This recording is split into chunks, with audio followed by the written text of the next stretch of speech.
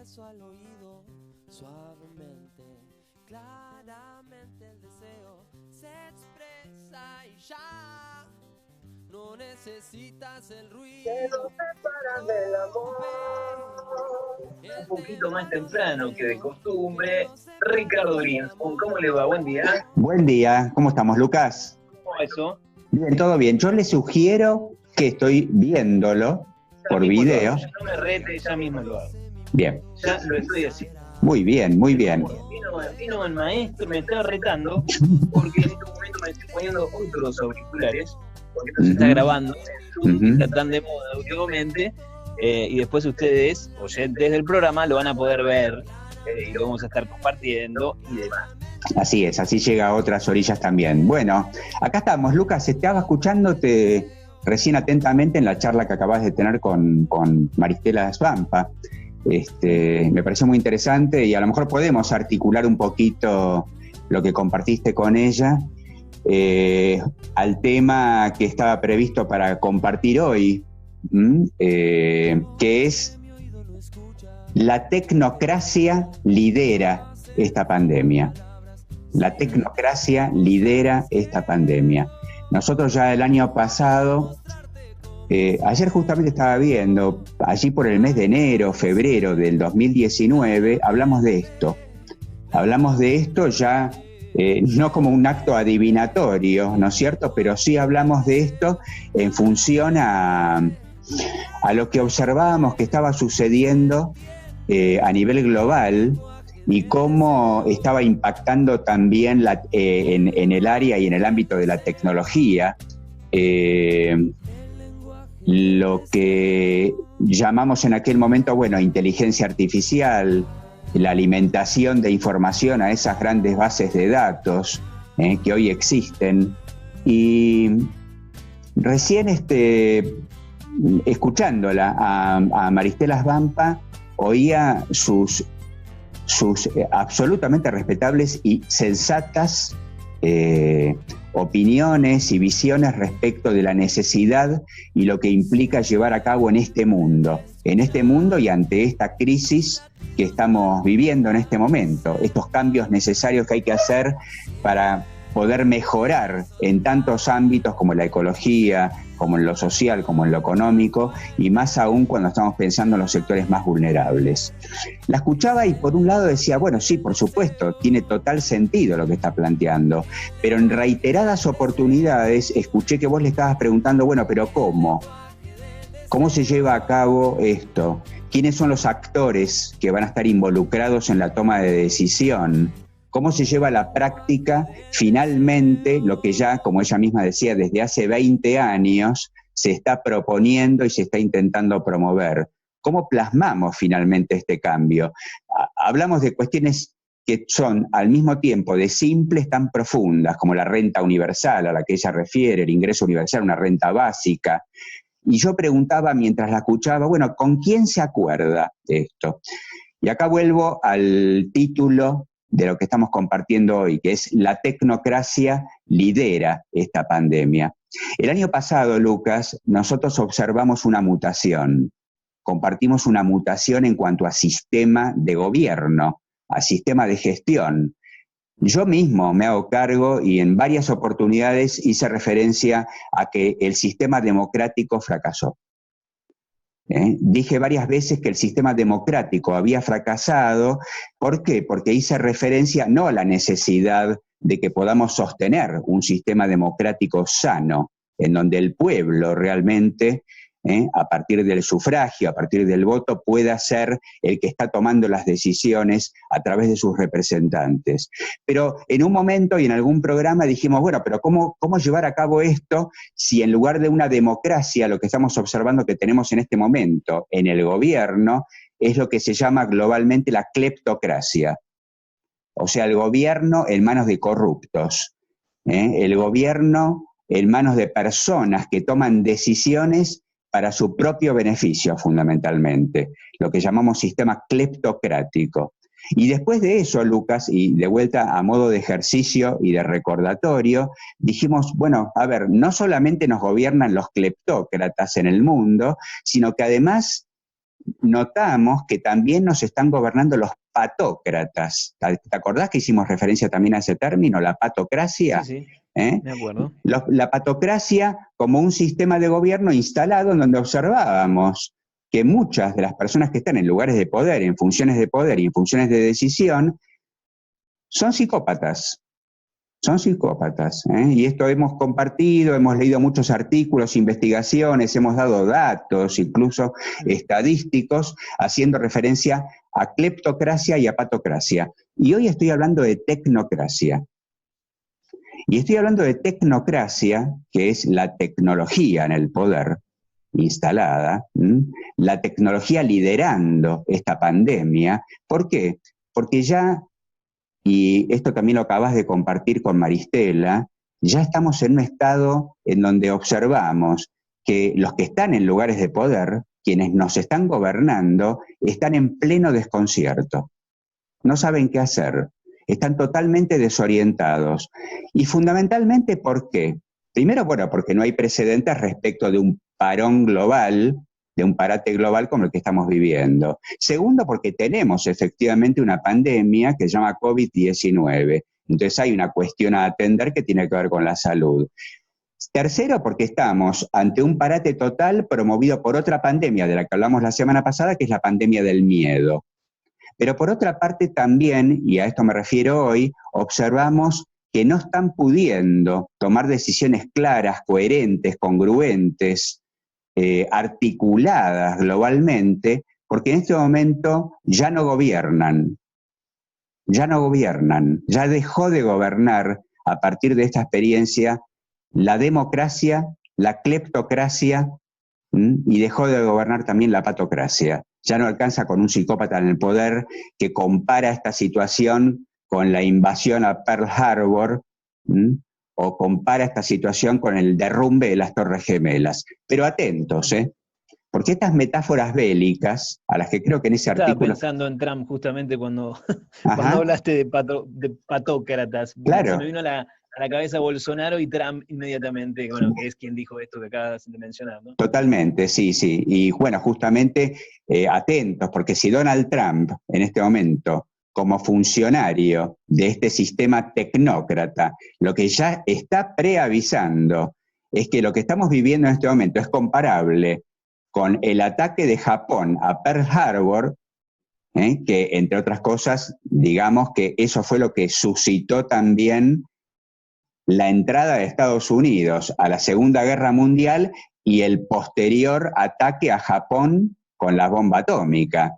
Entonces, si él ya está comparando esta situación del COVID-19 con aquel momento histórico, o lo está comparando también con el derrumbe del atentado a las Torres Gemelas, que suscitó también un cambio y una crisis global, porque se instaló un sistema de vigilancia y de seguridad en todo el mundo a partir de ese momento, además de todo lo que conllevó a nivel discriminación, a nivel de guerras posteriores, decisiones económicas que se han tomado.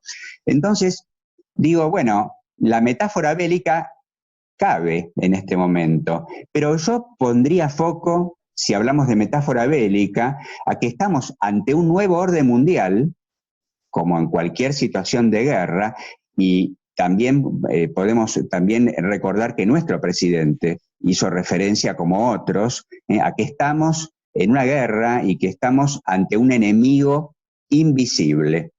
Pero el enemigo invisible, Lucas, no es solamente el virus, no es un bicho, porque no podemos pensar que al mundo lo paró un bicho. El enemigo invisible no es solamente el virus, el enemigo invisible también está en quienes están liderando esta pandemia y que efectivamente son invisibles. Son invisibles porque la tecnocracia, este poder instalado, es invisible. Igual podemos dar algunos datos, adentrándonos un poquito más en lo que quiero plantear hoy, porque esta no es una batalla entre economías, entre paradigmas ideológicos, entre Oriente y Occidente. Esta es otro tipo de batalla la que se está librando en este momento. Acá se observa un claro fenómeno en este momento de sometimiento global, y en eso consiste la batalla que estamos librando en este momento, de sometimiento global que además va a más. Entonces, volviendo a lo que compartías antes con Maristela, digo, bueno, ¿cómo si en los últimos 20 años no se pudo modificar lo que ella está proponiendo en este momento? ¿Cómo podemos tener la esperanza con mayúscula de que en esta situación podamos modificarlo si abrevamos otra vez en la misma fuente, si abrevamos otra vez en un mismo sistema, y si al mismo tiempo observamos que ese sistema ya no existe? 2008, por hablar de situaciones críticas recientes que hemos mencionado en programas anteriores, la crisis económica del 2008, todas las crisis pandémicas que hemos vivido desde el 2002 a la fecha. No necesito irme a 1918, a la pandemia española, a la gripe española. Me alcanza con irme al 2002 a la fecha, en los últimos 18, 15 años.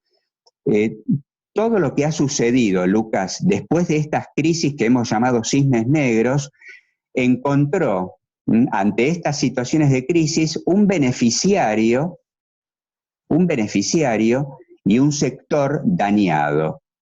Entonces, lo que observamos después de cada una de estas crisis es que alguien se benefició y alguien quedó severamente dañado. Y está claro quién se benefició después de cada una de estas crisis. También las hemos mencionado, a esas entidades que se han beneficiado. Y se han beneficiado enormemente, logrando mayor poder económico. Hablamos del sistema financiero fundamentalmente, o de las 200 corporaciones más grandes del mundo, del poder y la riqueza en el 1% de la población, que tiene más poder económico que el 99% restante. Hemos hablado de todo esto, pero ahora encontramos otro beneficiario posible de esta crisis, que es la tecnocracia. ¿Y por qué? Porque cada día, y acá me encanta poder comunicarme con la gente que nos escucha, cada día, como dijimos en otras oportunidades, desde hace años le estamos proveyendo a ese poder toda nuestra información. Le estamos dando toda nuestra información. Estoy hablando de Amazon, estoy hablando de Google, estoy hablando de Apple, estoy hablando de Microsoft, estoy hablando de Facebook, por nombrar las 5 más importantes corporaciones que en este momento acopian el 90% de la información que circula en el mundo, y en base a esa información, hoy esas corporaciones, a partir de un sistema algorítmico, hacen que los decisores en esta pandemia COVID-19 no tomen decisiones. Y hacen que los decisores, los supuestos decisores, estén en este momento en un estado de desconcierto y de desorientación total. Doy un ejemplo muy simple. Antes lo mencionabas con Rodolfo también. ¿Por qué en Uruguay se toman decisiones diferentes a las de Argentina? ¿Por qué en Suecia se toman decisiones diferentes a las de España? ¿Por qué? Porque culturalmente estamos hablando de regiones del mundo que responden a necesidades diferentes, y las decisiones a tomar en cada uno de estos lugares es absolutamente diferente, y ya no por cuestiones sociales solamente, ya no solamente por cuestiones de salud o sistemas sanitarios o economías, sino que el algoritmo, el sistema circulatorio, el aparato circulatorio algorítmico que se provee momento a momento en línea, en 5G,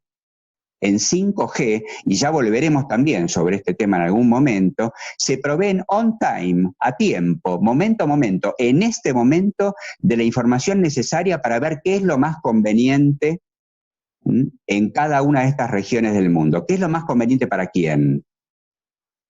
¿Qué es lo más conveniente para qué?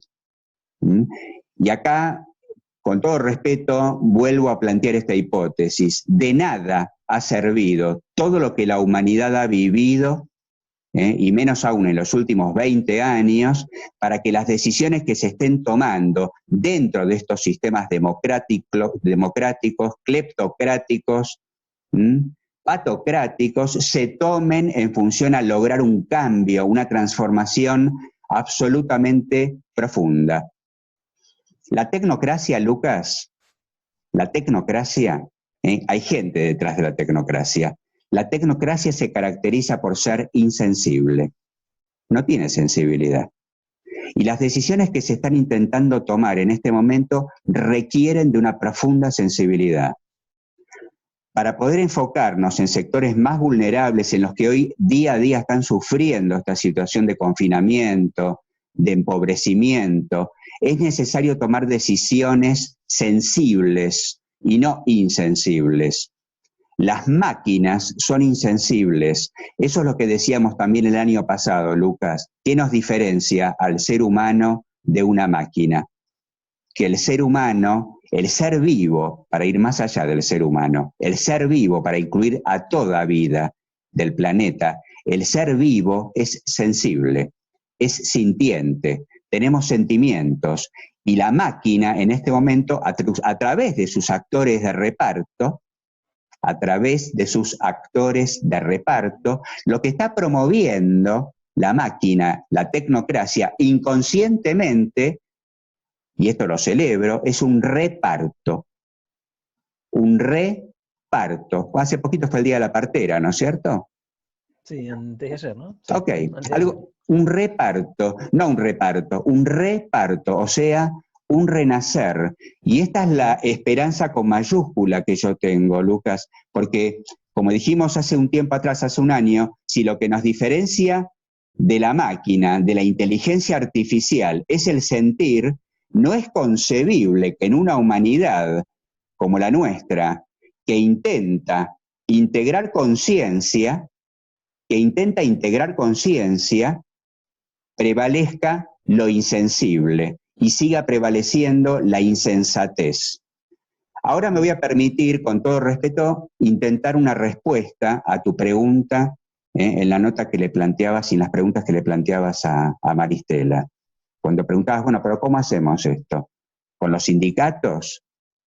Que se están basando en la inteligencia artificial, en un algoritmo, con el sistema financiero, con los sistemas que plantean cómo es el tributo, con los sistemas tributarios, con la patocracia, ¿con quién acordamos esto?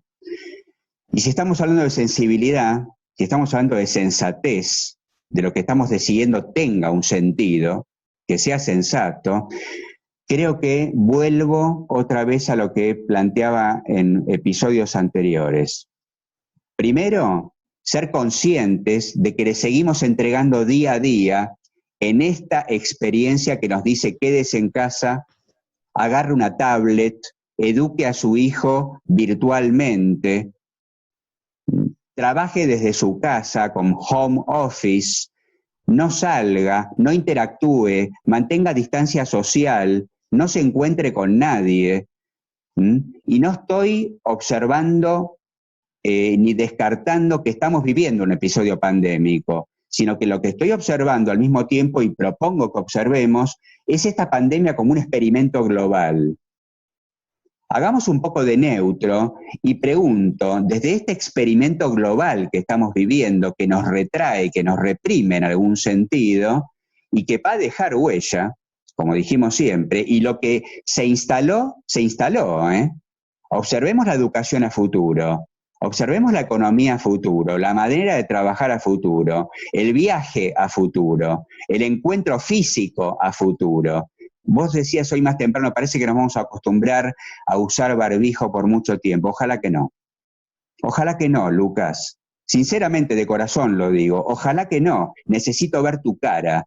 Necesito ver la cara de mi vecino. Necesito recuperar el rostro de la gente con la que interactúo. Necesito pasar a una humanidad consciente que integre su sensibilidad, que deje de lado su egoísmo, que integre la sensatez, empezando por uno mismo. Volvamos al concepto comunitario. Volvamos, recordemos que el reparto, el renacer de esta humanidad tiene más que ver con eso y no con lo viejo, no con los viejos hábitos, no con los viejos patrones, no con los viejos modelos de gestión. Observemos lo nuevo, hablamos acá de sociocracia, hablamos de comunidades conscientes, hablamos de integrarnos más allá del fin de lucro, más allá de nuestros egoísmos, hablamos de integrarnos en nosotros mismos primero y después llevarlo a cabo en una práctica solidaria con el otro. No perdamos registro de esto. ¿Por qué? Porque ni siquiera nos gobiernan ya a esta altura quienes dicen gobernarnos, que están desconcertados, que están desorientados, que no saben qué hacer, que no saben cómo termina esto y no saben qué viene después de esto incluso. Y el que va a dictar la receta después de esto es un algoritmo. Y un ser humano finalmente le va a hacer caso. Gracias, Ricky. Gracias, Lucas, gracias a vos, gracias a todas y a todos. Nos estamos viendo. Abrazo grande. Abrazo. Bueno, en el comienzo Ricky hablaba de cómo la tecnocracia está liderando, ¿no? esta pandemia y cómo, prestémosle atención también, cómo se viene el después, cómo se va a seguir en este sentido. Hablábamos antes con Maristela cómo la robotización se está instalando y cada vez más en los trabajos, en esta sociedad digital. A esto también, todo lo que tiene que ver con el control, con la vigilancia, pero principalmente no perdernos como humanos, ¿no? Me parece que ahí está esa esperanza de ese renacer. Ricardo Grinspoon, como cada jueves aquí con nosotros.